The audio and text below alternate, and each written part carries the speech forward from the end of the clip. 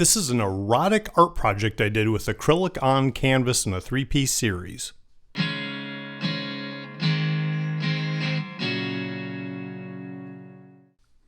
I started by sketching out what I wanted to do for the subject matter on paper first, and then I got out my tablet and I wanted to make it into a square since I'd chosen square canvases for the series. So the first thing I did with the paper is create a square section of it. That way it wouldn't be the same size as the canvas, but it would be the right proportions. And then figure out how to get the subject matter that I wanted in that square with the correct proportions and placements on the canvas.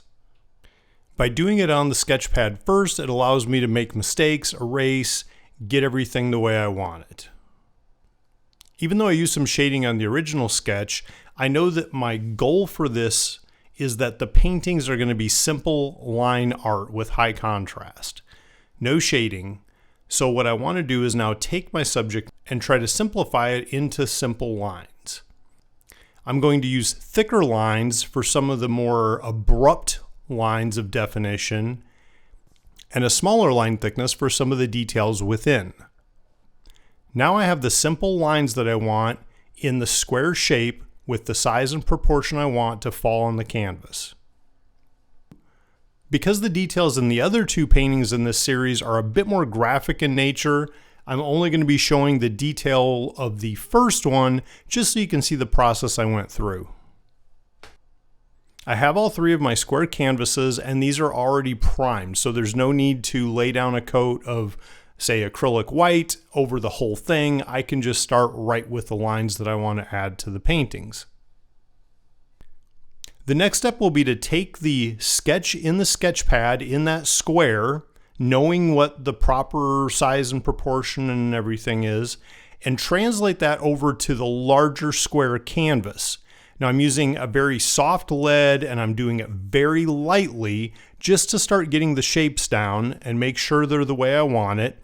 I also do have a nice new soft eraser to erase that lead to make sure that it's clean at the end of the project. Because you're going from a smaller square to a larger square, it is very easy to get your proportions and spacings off the first time. This is just something that you'll get better at over time with more experience in doing your own artwork.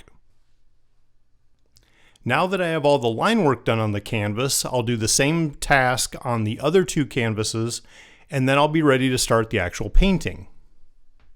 With my paint supplies in front of me, I'm going to be doing basically black lines on the white canvas. I'm going to use a little bit red later, and I'll talk about that when the time comes, but I've got my little cups, and I've got my black paint, and I have a whole selection of paint brushes.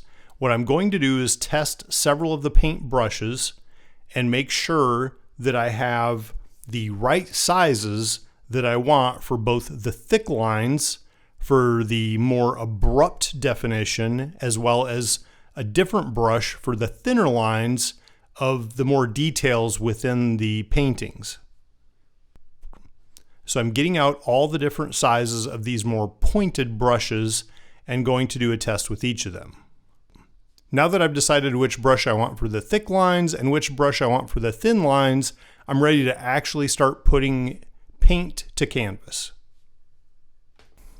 I tend to use mostly paint in the little cup with just a little bit of water, and then I do dip the brush in the water and keep it a little bit more fluid, but you don't want too much water or it's going to come out very faint and you're going to end up redoing everything. First, I'll start with the thicker lines. Now I'm going to be starting just a little bit in from the edge, and each line is a little bit different. You just have to figure out where the best place to start is, and you kind of have to find your rhythm with this. What I tend to do is start at one end of the line, try to work my way down to the other end, and then go back and clean up the edges. So the actual line is going to end up thicker than just the paintbrush line by itself would be, but that's the way that you make sure that your edges are clean and then you have to just try to make sure that you get the line as consistent in thickness as you possibly can with as clean of edges as you can. Now that the thick lines are finished, the next step will be to get the thinner brush and add the little detailed lines I mentioned earlier. These are going to be done very similarly in that I'm going to start at one edge, go to the other end of it, and then come back and make it the proper thickness with nice clean edges. In this particular case, I have the curve indent in the spine, as well as the little whale tail dimples above the buttocks. Now, instead of just leaving these black and white, I want to add just a little splash of color to these paintings. So I'm going to add a little bit of red, but I'm going to do it very strategically. A heart, as we know, is shaped kind of like a fist, but the heart that we're used to seeing in everything from emojis to Valentine's Day cards is different. In fact, it's allegedly based on the shape of a woman's behind. So if we look at this and the other paintings for this sort of heart shape that we see with the two humps right here and then coming to a point, even though in this case it's going to be upside down, what I want to do is add just a little bit of red accent to the paintings that would be segments of a heart-shaped red line. So hopefully this will make a little bit more sense once you see it done, but again, they're just going to be little red accents that would be segments of a heart-shaped painted line. Now that I have the red accents done, again, if you think of a traditional red heart shape, you can see that these little red lines are segments out of that shape. And they add just a little bit of color and accent to the painting to just give it a little bit more texture, a little bit more character than if I'd left them as just black and white. And now I'll do that same thing with these red accents to the other two paintings. It's very easy to get stray pencil marks or smudges from the lead when you're doing this kind of a project. So I'm going to take my eraser and try to clean up any little smudges, discolorations, stray lines, anything, just to make sure that the white is as clean as possible on the painting. With the paintings all done, now I'm going to take the paintings outside and apply a spray protectant from moisture or dust or anything else, just to keep the painting safe over time. Not only will I make sure that I get the top surface, but I want to make sure I get a good coat around all the edges as well. And I'll be doing 2 coats of this protectant for each of the paintings.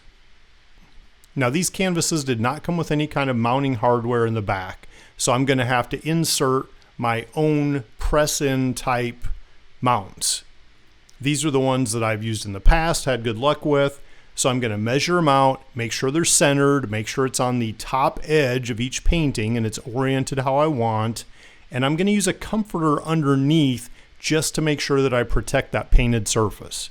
Yes, you could do this at the beginning, but then you might be scratching the table or you have to use a comforter. So this is just the way I chose to do it.